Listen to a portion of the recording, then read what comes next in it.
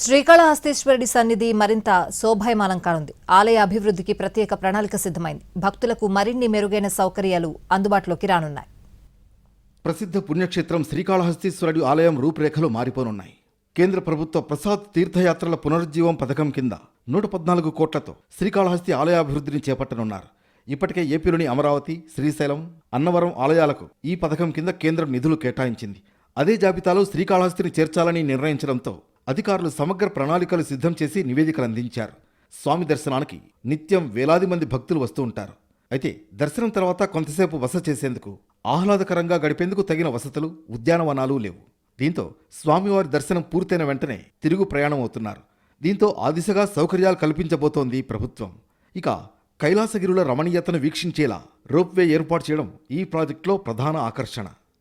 ఇక నిధుల కేటాయింపులకు సంబంధించి ప్రాజెక్టుల వారీగా సమగ్ర అంచనాలు రూపొందించారు.